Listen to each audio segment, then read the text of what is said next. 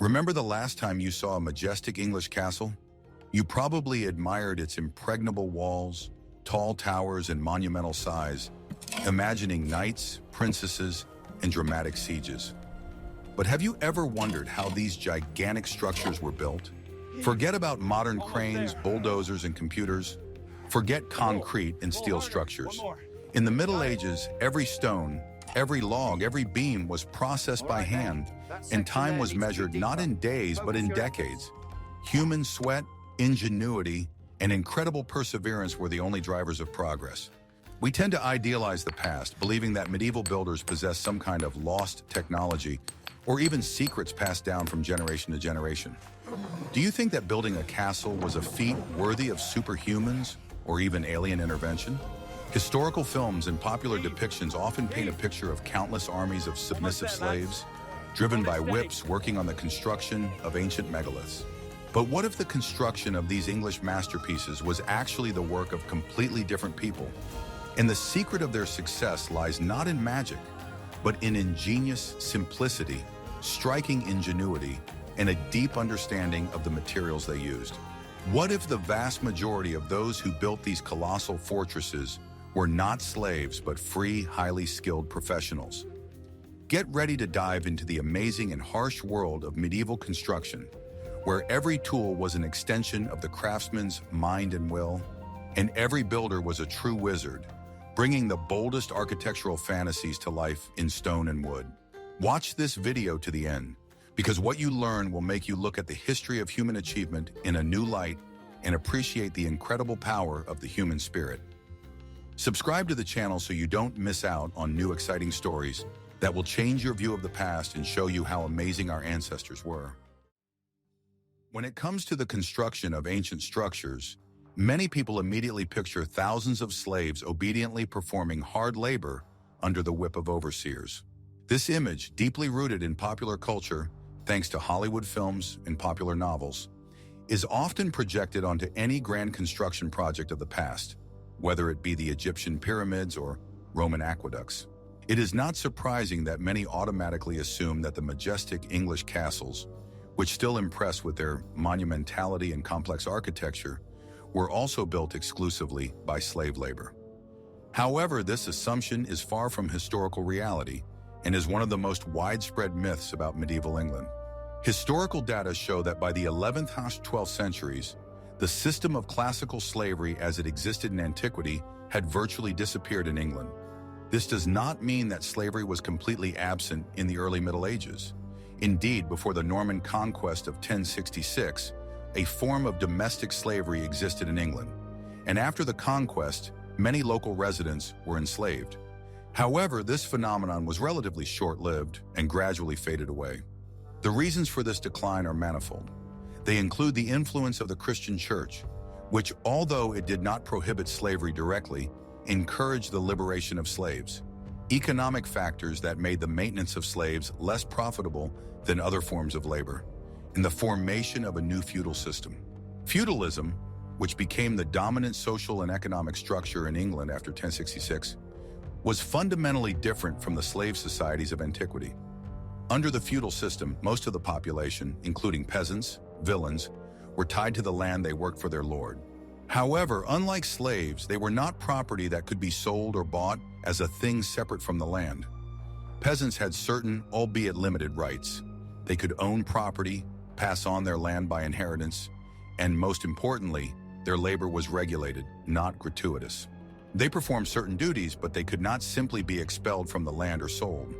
Thus, the magnificent English castles, most of which were built during the High and Late Middle Ages, the 12th–15th centuries, when this feudal system was already firmly established, could not have been built by slaves in the classical sense. The image of thousands of docile slaves with overseers' whips is more of a dramatic device from fiction than an accurate historical description of English fortresses. Understanding this difference between slavery and the feudal system is critical to a correct understanding of the medieval economy and social structure. If not slaves, then the logical question arises: who did the hardest work? Perhaps it was serfs, the so-called villains who were forced to work for the Lord? Once again, the popular imagination often paints a picture of absolute exploitation. where the entire burden of grandiose construction fell on the shoulders of the unfortunate, who had no choice but to work under duress. Of course, this would have been very convenient for the feudal lords, but here too, the historical reality turns out to be much more nuanced. Although peasants were indeed involved in the work, their role was more auxiliary, and their labor was not the main driving force behind the grandiose castle construction. To understand how peasant labor was actually used, it is necessary to turn to the basics of the feudal economy. Serfs or villeins were tied to the land and obliged to perform certain duties for their lord. One of the key duties was corvée, a certain number of labor days that a peasant had to work on his lord's land. This work could include plowing, sowing, harvesting crops on the lord's domain, and maintaining his estate. Sometimes this corvée could actually include participation in the construction or repair of a castle, especially if it was located near the peasant village. Peasants could be called upon to perform simple, unskilled work, digging ditches, carrying earth, clearing land of trees and shrubs, and delivering stones from nearby quarries. They could perform auxiliary work, such as moving building materials, mixing mortar, or helping to erect scaffolding. However, their participation was usually limited for several reasons. First, the main task of the peasants was agriculture, which was the basis of the entire feudal economy. Taking a large number of peasants away from the fields for long periods of time would have led to a reduction in harvests, which would have had a negative impact on both the peasants themselves and the lord's income. Second, peasants generally did not have the necessary skills required for complex construction work, such as stone masonry, carpentry, or blacksmithing. Their work was more seasonal and auxiliary in nature, often falling during periods of downtime in agricultural work, such as winter or between sowing and harvesting. They did not constitute a permanent, skilled workforce that was needed for such large-scale and long-term projects. The main driving force behind construction was a completely different group of people with professional skills and paid labor. So, if not slaves and not just serfs, then who built these colossal structures that became symbols of medieval England? Was it an unorganized mob of people who barely understood what they were doing? Such an assumption would be absurd, given the complexity and monumentality of the castles. Construction required a high level of organization, planning, and specialized skills. This is where hired workers come into the picture, those who formed the backbone of medieval construction and who were the real driving force behind the creation of these architectural masterpieces. The vast majority of castle builders were free, hired workers who were paid for their labor. This is a fundamental difference from slavery or even serfdom. They worked for a regular wage, which, although modest by modern standards, allowed them to support their families and pay for housing and food. This pay could vary depending on the worker's skill level. Highly skilled craftsmen, such as masons and carpenters, earned significantly more than unskilled laborers. Castle construction required a huge number of both skilled and unskilled workers. Among them were masons, the heart of any castle construction. They were responsible for quarrying stone, cutting it, laying walls, towers, arches, and other stone structures. Among them were master masons, who acted as architects and chief engineers of the project. Carpenters, responsible for all wooden structures, roofs, floors, doors, gates, siege engines, scaffolding, and temporary structures. Blacksmiths, manufactured and repaired tools, forged iron parts for gates, doors, grills, and also created chains, bolts, and other metal elements. Diggers, they dug foundations, ditches, and underground passages, and also leveled the ground. Porters and carters, responsible for transporting huge volumes of building materials, stone, wood, sand, lime, from extraction sites or warehouses to the construction site. Oxen or horses were used to pull the carts. Other specialists, these could include plasterers, roofers, glaziers, although glass was rare in early castles, and various unskilled laborers. These hired workers were often a mobile workforce. They moved from one large construction project to another, offering their skills to whoever was willing to pay. This was also beneficial for the lords, as it allowed them to quickly assemble the necessary team for a specific project without having to maintain a permanent staff during periods of inactivity. The scale of these projects was staggering. During periods of intensive work on major strategic projects, such as Edward the First's famous castles in Wales, e.g. Caernarfon, Harlech, thousands of workers could be employed. For example, during the construction of Harlech Castle in the late 13th century, which was part of an ambitious project to strengthen English rule in Wales, up to 900 masons and carpenters were employed at the peak of the work, not counting hundreds of other workers and support staff. These figures are confirmed by surviving treasury records and construction accounts, which meticulously recorded wage payments. It is important to note that, although this was paid labor, working conditions were undoubtedly harsh and dangerous. The working day was long, injuries were common, and wages, although regular, were sufficient for survival, but not for luxury. In addition, in some cases, especially in the construction of royal castles, lords could use a system of forced recruitment, impressment, obliging skilled workers from certain regions to come to the construction site. However, even in this case, their labor was paid, which distinguishes it from slavery. Thus, the majestic castles of medieval England are not evidence of slave labor, but of a highly organized system of wage labor, where skilled craftsmen and thousands of unskilled workers, driven not by the whip but by the prospect of earning a living, embodied the ambitious projects of their lords and kings in stone. It was a complex and multifaceted undertaking that required significant resources and management, which once again highlights the engineering and organizational skills of the time. If most of the workers on medieval construction sites were hired hands, who was at the helm of these colossal enterprises, directing the efforts of thousands of people and ensuring unprecedented architectural complexity? It would be naive to believe that this enormous project was managed by an illiterate overseer with a whip, whose only tool of control was brute force. Such a primitive picture does not correspond to the scale and sophistication of medieval architecture. What if I told you that construction projects were led by highly educated and deeply respected master masons, who were not just craftsmen, but true intellectuals of their time, combining the roles of architect, engineer, and project manager? Their extensive knowledge and skills acquired through years of diligent study and practical experience were comparable to modern university degrees, and their contribution to the development of construction technology and aesthetics was truly monumental. If you want to find out who was the real brains behind medieval construction and how this amazing symbiosis of skill and intellect worked, watch this video to the end. At the head of every major construction project was the master mason, a figure of exceptional importance whose influence extended far beyond the construction site. He was not just an experienced mason with masterful tool skills, but also a kind of universal genius, combining the talents of an architect, engineer, and chief project manager.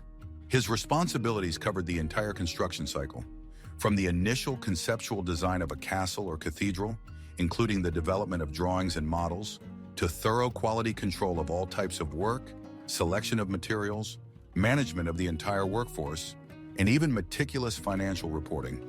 Master masons were usually highly educated individuals who not only knew their craft inside out, but often also spoke Latin, the language of science and administration at the time, had a deep understanding of geometry, the basics of mathematics, physics, and mechanics, which allowed him to calculate loads, design stable structures, and solve complex engineering problems. His reputation could spread for hundreds of miles, and kings, powerful lords, and church hierarchs actively competed for the services of the best of them, offering them generous rewards and privileges. One of the most striking examples of such an outstanding master was Master James of St. George, who supervised the construction of Edward I's grandiose Welsh castles, including Conwy, Caernarfon, and Harlech. His work still amazes us with its thoughtfulness, engineering genius, and monumentality. Serving as a vivid testament to the high level of medieval construction, he developed innovative masonry techniques, unique defensive structures, and sophisticated water supply systems that were decades ahead of their time. His name became synonymous with outstanding craftsmanship and innovation in architecture. How was it possible to manage thousands of workers who often belonged to different social classes and had different skills? And how was such complex, multifaceted knowledge and skills passed down from generation to generation? Do you think everyone worked chaotically without any clear structure, each doing what they wanted? That would have been not only extremely inefficient, but also incredibly dangerous on such large-scale and technically complex sites. What if I told you that medieval construction crews, despite the apparent archaic nature of their methods, had a surprisingly complex yet clear hierarchy, and that knowledge and skills were passed down not through random interactions, but through a strict and well-thought-out system of apprenticeships and professional associations that anticipated modern educational and professional standards? If you want to learn how work was organized on a medieval construction site and how such a complex system was maintained without modern management technologies, watch this video to the end. Under the direct supervision of the master mason, first-class masons, lodge masons, worked who were highly skilled specialists, a kind of elite of the working class. They were engaged in the most complex and responsible work, skillfully cutting stone for facade cladding, carving intricate architectural elements, performing filigree masonry of arches, vaults, and ribs, as well as creating exquisite stone carvings, decorating portals and column capitals. These craftsmen were usually proud of their craft and often left their personal marks, or mason's marks, on the stones they worked on to identify their work and confirm its quality. Lower down the hierarchy were second-class masons, rough masons, and lay masons, layers, who performed less complex but no less important tasks such as laying load-bearing walls from unworked stone, mixing and laying mortar, and transporting materials. Their work was physically demanding, but without it, it would have been impossible to build even the foundations. Carpenters were equally important. They not only built scaffolding and roofs, but also created floors, doors, windows, massive drawbridges, complex cranes, and all the wooden structures that were an integral part of castles and cathedrals. They were also highly skilled craftsmen, capable of working with huge logs using only hand tools and creating incredibly strong and precise joints without the use of metal fasteners, which required a deep knowledge of geometry and statics. The master carpenter was often the second most important specialist on a construction site after the master mason, responsible for all wooden elements of the structure.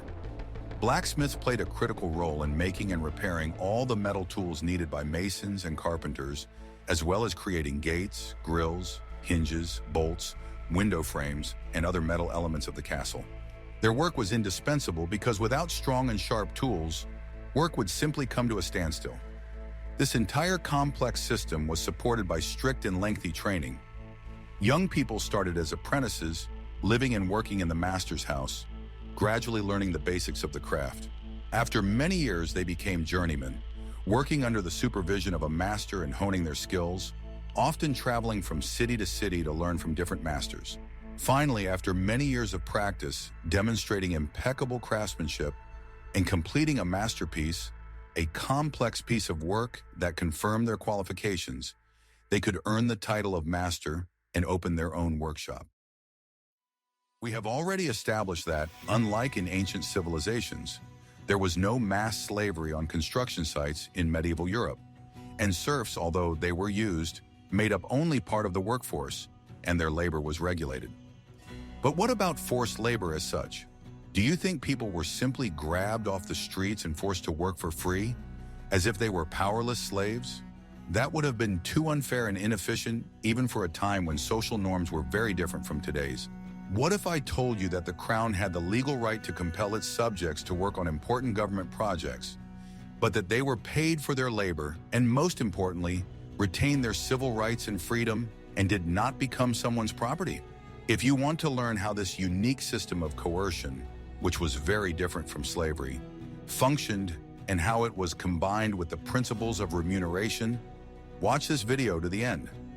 In medieval England and in other European kingdoms, the crown had a legal right to impress, or forcibly conscript, people into labor.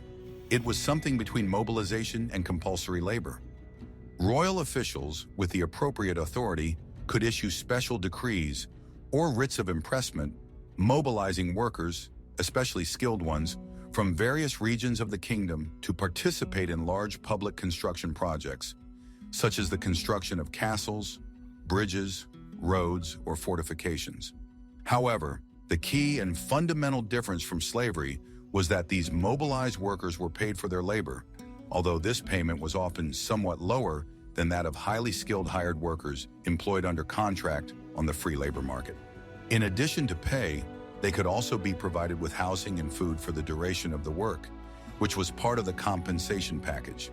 This work was strictly temporary, and after the completion of a certain stage of construction or the entire project, the workers returned to their usual occupations, their families, and their communities, while retaining their civil rights and freedoms. They did not lose their identity or property and did not become the property of the crown or any feudal lord. For example, thousands of workers from different parts of England were recruited en masse to build the grandiose castles of Edward in Wales, which we mentioned earlier, precisely on this principle. It was a kind of labor service, similar to military service, but for the benefit of the crown and the state, not for the benefit of individuals. It was fundamentally different from slavery, where a person is the property of another person, has no rights, receives no pay, and is deprived of freedom. Thus, medieval construction, especially large-scale and state-run construction, relied on an organized, paid, albeit sometimes forced, but strictly regulated and temporary workforce, rather than mass slavery. This reflects a more complex and nuanced system of social and economic relations than is commonly believed, and demonstrates that even under feudalism, certain legal and social guarantees existed for workers. Building castles was not only a complex undertaking, but also an incredibly hard and dangerous one.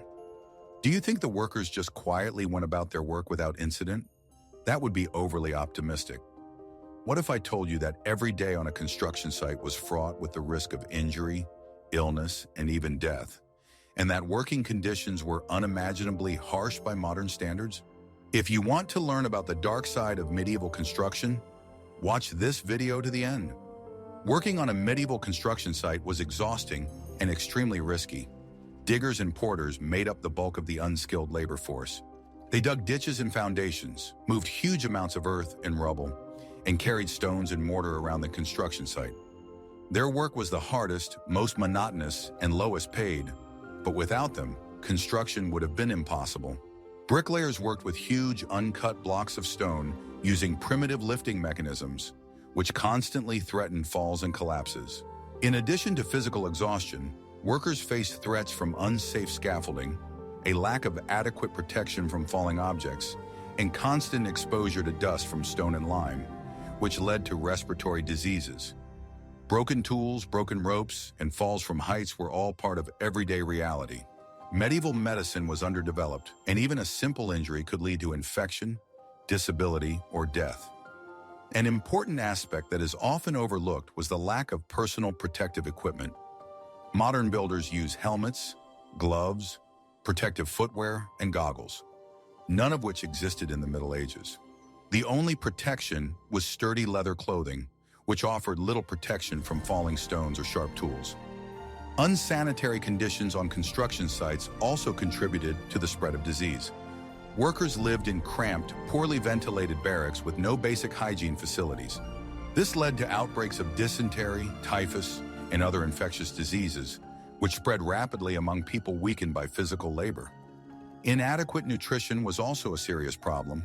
Although the feudal lords and kings who commissioned the construction provided food, its quality and quantity were often insufficient to sustain strength during such intensive work. The diet consisted mainly of bread, porridge, and sometimes beer, which led to a deficiency of vitamins and minerals. This weakened the workers' immune systems, making them more susceptible to disease and less resistant to injury. The seasonality of the work was also an important factor. In most regions of England, construction work virtually ceased during the winter months due to cold, snow, and rain, which made it impossible to quarry stone, transport it, and work with mortar. This meant that the active construction season lasted only 6 to 8 months a year, which further extended deadlines and created periods of unemployment. During these periods, workers were forced to look for other sources of income, which often led to extreme poverty. Those who remained on the construction site carried out preparatory work or repaired tools. Such instability further exacerbated the already difficult situation of construction workers.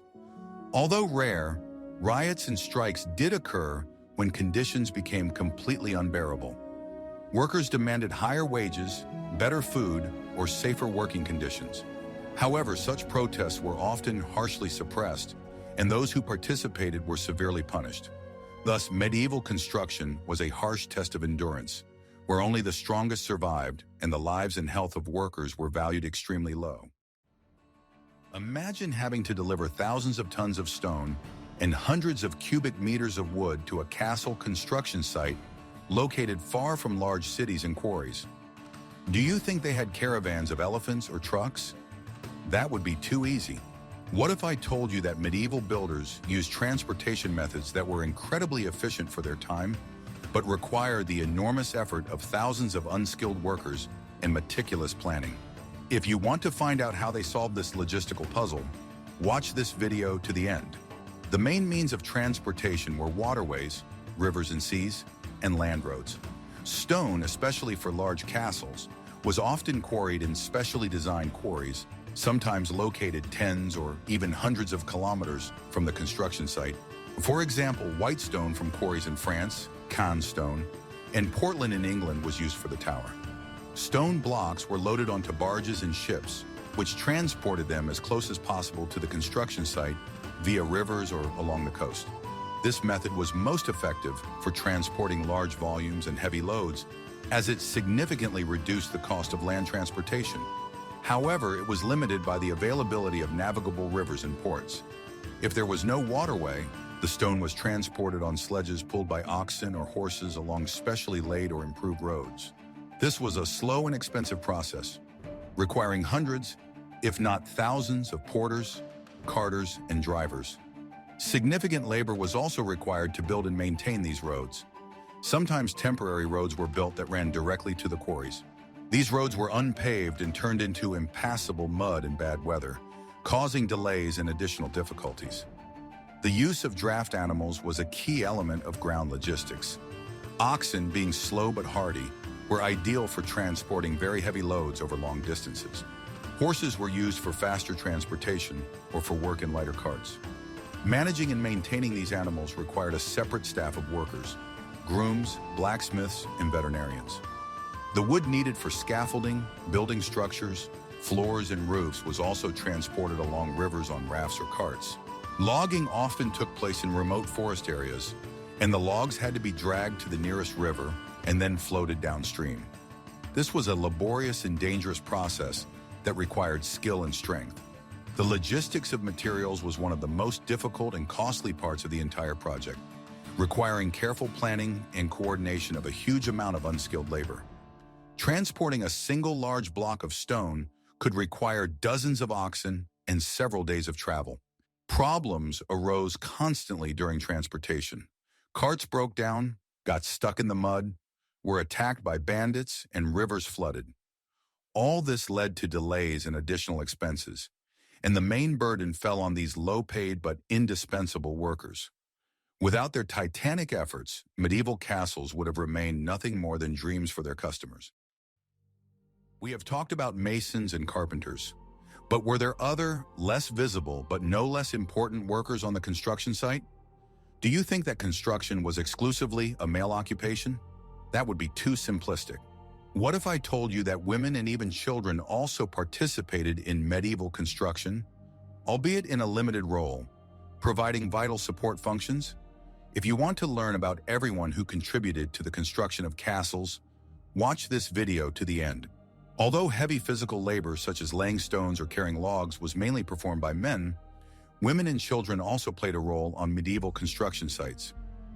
Women often did auxiliary work. They prepared food for the workers, washed clothes, cleaned up the site, and sometimes helped prepare mortar by carrying water or sand. They were indispensable for maintaining the daily life of the large workforce, which could live on the construction site for many months or years. Their role was critical to keeping the entire team functioning. Without food and cleanliness, workers quickly lost strength and fell ill.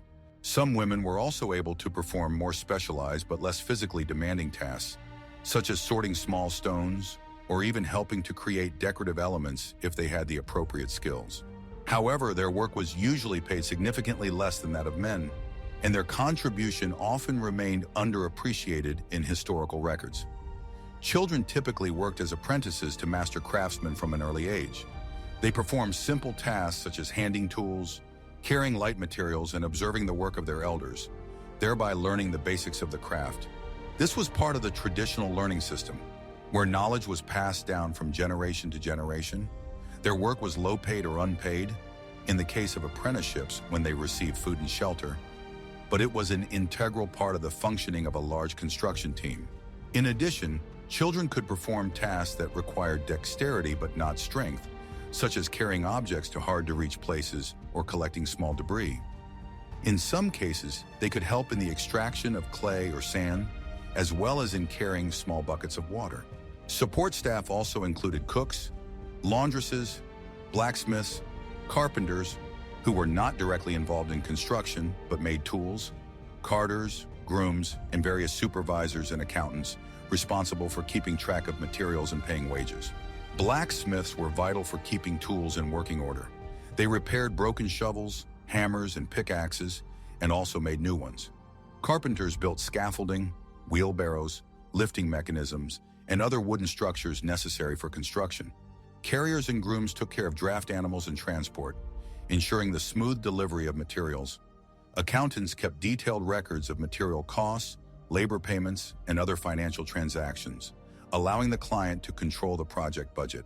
Thus, behind the majestic walls of castles stood not only the labor of skilled craftsmen, but also that of numerous support staff, including those who today are called invisible workers. Their coordinated work was just as important as that of the builders themselves. We are used to hearing that medieval castles were built over decades, often citing a figure of 30 years. This number has become almost legendary, symbolizing the colossal effort involved. But what if this is just the tip of the iceberg? Do you think it was a quick process? What if I told you that many large castles took much longer to build, sometimes centuries, and some were never completed, requiring a continuous influx of labor over the course of several generations? If you want to know how long it really took to build such fortresses, watch this video to the end. The reality is that the average English castle of the 12th, 14th centuries, especially a large one such as Cardiff or Warwick, could take between 20 and 80 years to build. For example, the famous Bodiam Castle, built at the end of the 14th century, was erected relatively quickly for its time, in just a few years. But this was the exception rather than the rule, as its construction was motivated by an imminent threat. By comparison, Westminster Abbey took more than 250 years to build, with individual parts being rebuilt over a period of 500 years. Even when it came to military fortifications, the process was extremely lengthy. Construction was often interrupted by wars, financial difficulties, disease, or the death of the client. Military conflicts could divert labor and resources, as well as lead to the destruction of parts that had already been built. Economic crises or simply the depletion of the treasury forced work to be suspended indefinitely, sometimes for decades. The death of a patron or a change of dynasty could also lead to the complete abandonment of a project, as the new owners might not share the previous ambitions or have other priorities. Another important factor was that the construction of a castle was not a one-off project, but a continuous process of improvement and modernization. Castles were constantly being completed, reinforced, and expanded in response to changing tactics of warfare and the development of siege technology. Thus, walls could be thickened, towers added, and moats deepened as siege warfare evolved. This meant that a castle was never finished in the modern sense. It was constantly evolving. We have just taken a fascinating journey into the heart of medieval construction, debunking myths and revealing the true picture of who actually built these majestic stone giants. It has become clear that English castles are not the product of slave labor, but the result of incredible teamwork between highly skilled craftsmen, hired workers, organized under the guidance of brilliant masters, and the auxiliary labor of peasants, women, and children. Every stone, every arch, every tower of these fortresses bears the imprint of thousands of hands, sweat, and skill, of people who, without modern technology, were able to create structures that have withstood the test of time for hundreds of years. Their work was hard and dangerous, their pay modest, but their contribution to the history of architecture and engineering is priceless. Understanding this true picture forces us to take a fresh look at the Middle Ages, to see it not as a dark age, but as a time of incredible ingenuity, perseverance, and organization of the human spirit. What do you think about these facts? Has your perception of medieval builders changed? Share your thoughts in the comments. And if this video inspired you and broadened your horizons, be sure to subscribe to our channel so you don't miss out on new, exciting stories that will change your view of the past and show you how amazing our ancestors were. See you in the next episode.